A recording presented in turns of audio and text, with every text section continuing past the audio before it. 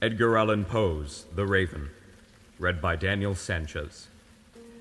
Once upon a midnight dreary, while I pondered, weak and weary, over many a quaint and curious volume of forgotten lore, while I nodded, nearly napping, suddenly there came a tapping, as of someone gently rapping at my chamber door. "'Tis some visitor," I muttered, tapping at my chamber door. Only this, and nothing more. Distinctly I remember, it was in the bleak December, and each separate dying ember wrought its ghost upon the floor. Eagerly I wished the morrow, vainly I had sought to borrow from the books secrets of sorrow, sorrow for the lost Lenore, for the rare and radiant maiden whom the angels name Lenore, nameless here forevermore. And the silken, sad, uncertain rustling of each purple curtain thrilled me, filled me with fantastic terrors never felt before, so that now to still the beating of my heart I stood repeating, "'Tis some visitor entreating entrance at my chamber door. This is it, and nothing more."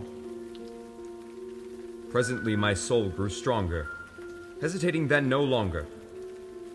"Sir," said I, "or madam, truly your forgiveness I implore, but the fact is I was napping, and so gently you came rapping, and so faintly you come tapping at my chamber door, that I scarce was sure I heard you. Here I opened wide the door. Darkness there, and nothing more. Deep into that darkness peering, long I stood there, wondering, fearing, doubting, dreaming dreams no mortal ever dared to dream before. But the silence was unbroken, and the darkness gave no token, and the only word there spoken was the whispered word, "Lenore." This I whispered, and an echo murmured back the word, "Lenore." Merely this, and nothing more. Back into the chamber turning, all my soul within me burning, soon I had heard again a tapping somewhat louder than before. "Surely," said I, "surely that is something at my window lattice. Let me see, then, what thereat is, and this mystery explore. Let my heart be still a moment, and this mystery explore. No, 'tis the wind, and nothing more." Open here I flung the shutter, when, with many a flirt and flutter, in there stepped a stately raven of the saintly days of yore.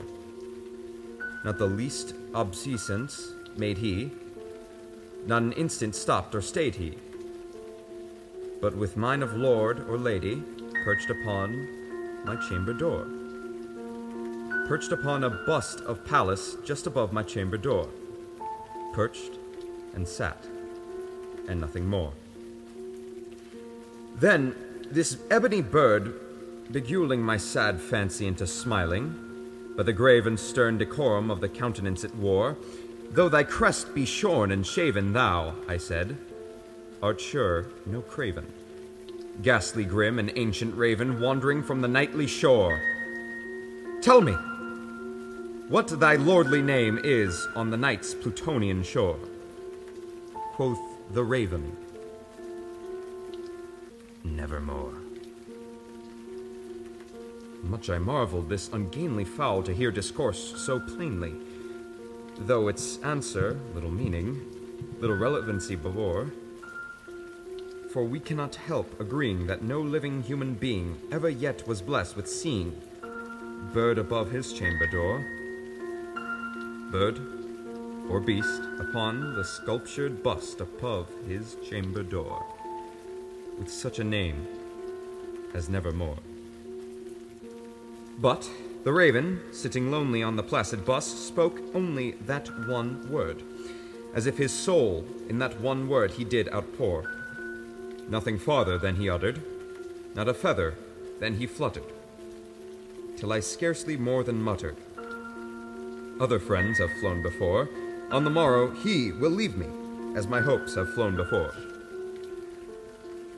Then the bird said, "Nevermore." Startled at the stillness broken by reply so aptly spoken, Doubtless, said I. What it utters is its only stock and store, caught from some unhappy master whom unmerciful disaster followed fast, and followed faster till his songs one burden bore, till the dirges of his hope that melancholy burden bore, of never, nevermore. But the raven, still beguiling all my sad stole into smiling. Straight I wheeled a cushioned seat in front of bird and bust and door. Then, upon the velvet sinking, I betook myself to linking fancy unto fancy, thinking what his ominous bird of yore, what this grim, ungainly, ghastly, gaunt, and ominous bird of yore meant in croaking nevermore. This I sat engaged in guessing, but no syllable expressing to the fowl whose fiery eyes now burdened into my bosom's core.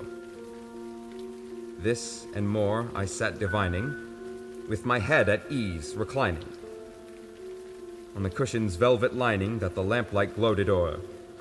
But whose velvet violet lining with the lamplight gloating o'er? She shall press. Ah, nevermore. Then, methought, the air grew denser, perfumed from an unseen censer, swung by angels whose faint footfalls tinkled on the tufted floor. Wretch, I cried, thy God hath lent thee. By these angels he hath sent me. Respite, respite, and nepenthe from thy memories of Lenore. Quaff, oh quaff this quined nepenthe, and forget this lost Lenore. Quoth the raven, nevermore. Prophet, said I, thing of evil, prophet still, if bird or devil. Whether tempter sent, or whether tempest tossed thee here ashore, desolate, yet all undaunted, on this desert land enchanted, on this home by horror haunted, tell me truly, I implore, is there balm in Gilead? Tell me, I implore. Quoth the raven, nevermore. Prophet, said I, thing of evil, prophet still, if bird or devil, by that heaven that bends above us, by that God we both adore, tell this soul with sorrow laden, if within the distant Aidenn it shall clasp a sainted maiden whom the angels name Lenore, clasp a rare and radiant maiden whom the angels name Lenore. Quoth the raven, nevermore. Be that word or sign of parting, bird or fiend, I shrieked, upstarting. Get thee back into the tempest and the night's Plutonian shore. Leave no black plume as a token of that lie thou soul hath spoken. Leave my loneliness unbroken. Quit the bust above my door. Take thy beat from out my heart, and take thy form from off my door. Quoth the raven, nevermore. And the raven, never flitting, still is sitting. Still is sitting on the pallid bust of Pallas, just above my chamber door. And his eyes have all the seeming of a demon's that is dreaming, and the lamplight o'er him streaming through throws his shadow on the floor. And my soul from out that shadow that lies floating on the floor shall be lifted nevermore.